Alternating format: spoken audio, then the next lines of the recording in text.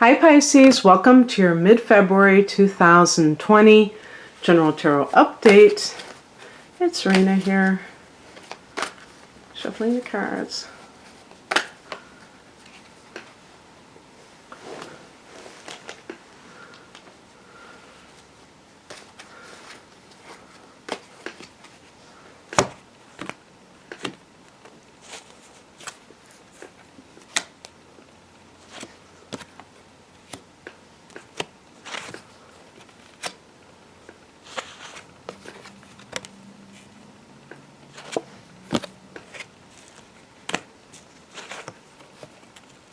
Pick an additional card just because it's kind of a Neptunian card. Oh, okay. We're picking another card. Okay. And the Devil card, you know, it doesn't... there are certain cards, it's not like I'm saying, oh, I don't want a negative card or something like that. It's just that the Devil card looks at one aspect of a person's motivation, perhaps. So greed over something much more, a loftier vision for one's life. I don't want to end there because that's not the only thing it's almost like looking at it from one angle instead of seeing the whole picture. So that's why I picked an additional card for that too. And the other cards were kind of in the air, like Two of Wands. The heart of the matter is the Four of Swords, and this is a card of the warrior who's, I realize that's supposed to be the warrior who's taking a breather and maybe regrouping and replenishing. And usually I think of that in terms of work burnout, but it's interesting because in the past position that might influence this, we have the Three of Pentacles, which can indicate, you know, working on a project with somebody else, and maybe you were really involved in at work doing something, but also that could be a card of conceiving a child, maybe having, you know, being, I don't know if it would be being pregnant or giving birth. Maybe it could be either. The point is that maybe you're taking time away because, you know, to recuperate and to have that time or pregnancy leave, but also were, you know, some sort of burnout where you had to get away from that high pressure environment or what have you. And the higher message is the Chariot is a card of victory and, you know, like success, but it's a card of being able to keep your eyes on the prize and you know, kind of like march to your destination with a one-pointed mind. The duality of the black and white soldiers, horses, and this idea of being able to not get caught up in that black and white type of thing, not get caught up in black and white thinking. It has to be this or it has to be that, but the ability to move forward, integrating the yin and the yang. So right now it's yin because the Four of Swords is about, you know, tuning out the outer voices and tuning into yourself and resting and tuning into your body to know what you need. And that's a very important thing. I'm thinking, you know, in astrology, Pisces rules the 12th house, and there's that sense of going within, you know, just embedded in your sign. So it's kind of like a similar thing in a lot of ways. what crosses you is the Nine of Cups. This is the card that's actually associated with, I think this is Jupiter and Pisces. Definitely Jupiter. Wish fulfillment, but perhaps overindulgence. So, Pisces kind of, I wonder if that is why Pisces is associated with that kind of, it's pleasure seeking taken to the extreme. And in some cases, if the person has been drinking too much, they may have a hard time doing the other things, the practical things in life. And so they have to kind of rein it in. Well, it could be, it's cups, so that's why I was saying drinking too much, but it could be other types of addictive tendencies. Yes, and we do have the Devil card. Looking at how you have a tendency to overdo things. Maybe for some people it's workaholism. One thing they say about Pisces is they can mimic other signs. So, being the last sign of the zodiac, they can take on the persona of other signs. So I have observed Pisces acting like a Virgo. So perhaps that's what has been happening, is that you were really, in that workflow, but to the extent that you didn't pay attention to your body, and maybe you've had to kind of reel it in. Or even if you are pregnant, you have to change some of your habits. You can't do everything you want to do because you've got someone else to think of, and that sort of thing. And if workaholism is a thing for you, sometimes you do have to slow down. But the Chariot card is actually a very good card because it talks about having that ability, that what Buddhists call one-pointedness, where you're not allowing distractions around you to trip you up and keep you from your goal. Now, I did get a couple of cards here that seem kind of indecisive, or being at a crossroads. I think this is coming in. This is Two of Swords. It could be advice, making a decision, but the person is blindfolded. The person may be in denial over something. So perhaps you have to decide if you're taking a medical leave or whatever they call it, mental health break, I don't know, on your job, you might say to yourself, whoa, wait a second. I have to take a medical leave or mental health break from my job. What does this say about my job? Is this really for me? Remember that Pisces is a sensitive sign. If you're in an environment that is very competitive, that it may not be even to the extent of toxicity, but there always is that feeling of being on the edge and like, am I going to be able to maintain this? And you feel like that's not necessarily, something that you can do. It can become very toxic in the sense that it creates a lot of stress.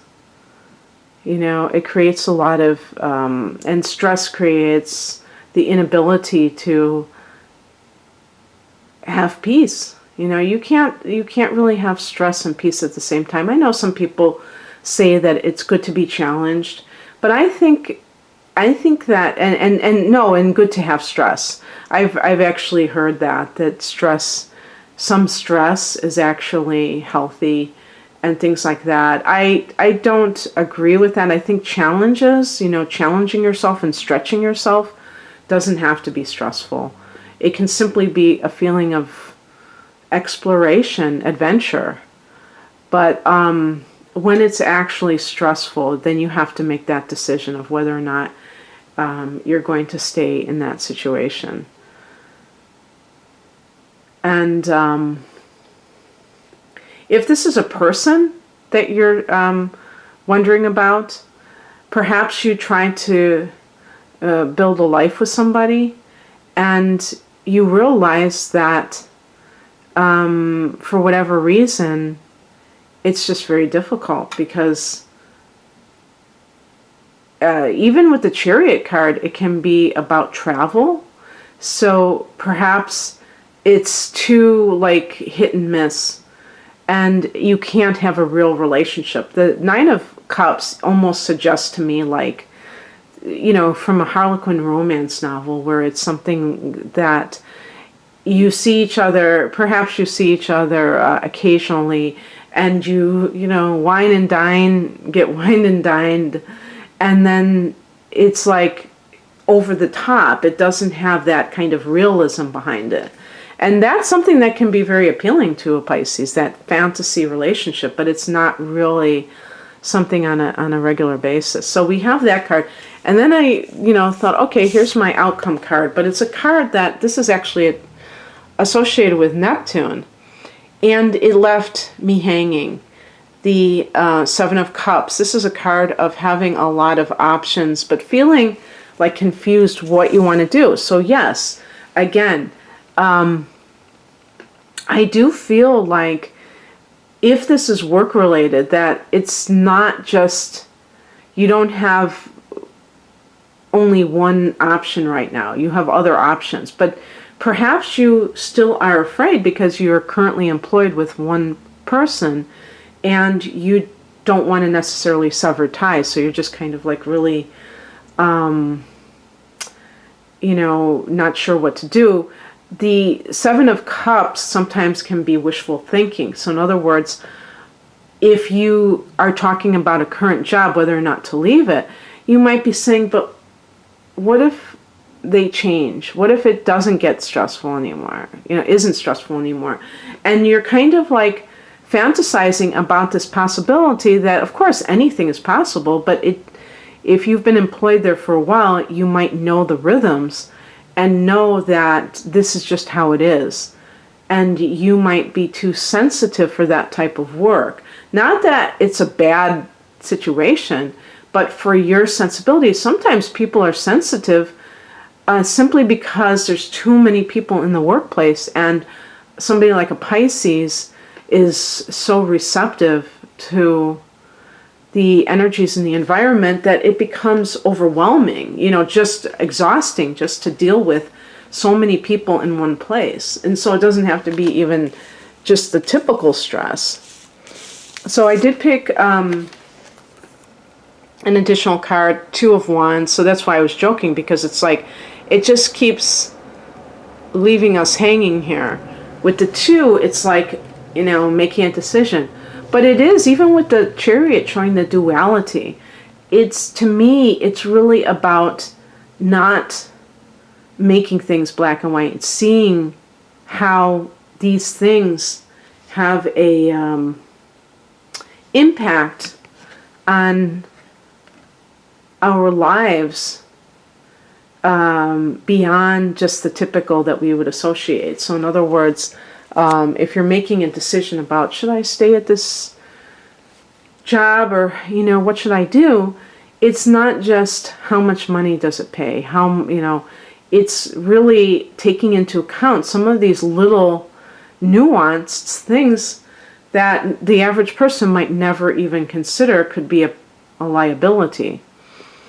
And also, this is a card just like the Chariot of relocation. So maybe the Chariot is saying, if there was any thought of, even within the same company, transferring overseas, and you've been kind of like, I don't know if I want to do that, that would be something that would open up your life in, expand your life in ways that you have no idea. And I think you're going to choose, if that is part of it, that you're going to choose that. So I also got the Devil card, and as one of the outcome cards, and this to me is like a cautionary tale. It's like the almighty dollar. How much is it important in your life? With the Nine of Cups, do you have like a shopping addiction or something like that? Do you overdo it? And you feel like you have this lifestyle that you really could easily pare down if you wanted to. And that it's up to you to decide like how you're going to manage this so that you can have a life that really works for you, not against you. And also that sense of bondage that can happen. And also within relationships, you know, are you in a relationship with somebody who has an addiction and you're trying to be the person that saves them from themselves? As Pisces, people often take on that role. And, you know, again, not to belittle somebody from wanting to be a healer, but maybe that needs to be your career choice, not your relationship choice. So I ended on this card because this is a good way to end, the Ace of Wands. This is a card of autonomy. This is a card of confidence, of knowing the direction. Ace is beginnings. Knowing the direction that you want to go in. These cards are like wishy-washy. And sometimes Pisces can be like that because, you know, the symbol of Pisces is two fish swimming in opposite directions. It doesn't get more, you know, it's the opposite of the Chariot. The driver, or whatever you want to call him, of the Chariot, he's holding on both of those horses. He's not allowing the black horse to take him in one direction or the white horse. He's holding on both of them. So he's not allowing either the light or the darkness to, and when I say light, I should say the feminine or the masculine principle, to dominate. So it's well integrated. And so the Ace of Wands, you feel exuberant. It's kind of like springtime. I wouldn't be surprised if it's associated with Aries. Maybe it's a timing card. Aries comes, we're having a new moon that is happening on your, in your birthday month, or one of your birthday months in March 24th. And also the astrological spring, if you live in the northern hemisphere, or the, you know, one of the power points of the sun going into cardinal energy, which means movement. That's why the seasons, the change of the seasons, whether you're going to spring or you're going to fall, it's an equinox. On is it the 19th this year? I believe it's the 19th. So it's a little bit early this year. So yeah, maybe that'll be when everything starts to get popping, right after some of you guys having your solar return earlier that month. So it's a great present for you to have a new lease on life. So I think you're going to have a new lease on life. Okay, and a lot of energy too behind you. I mean, even physical energy. Okay, that's what I have for you, Pisces. I hope that resonated. If you would like a personal reading, the link is below. Thanks for watching. Take care. Bye.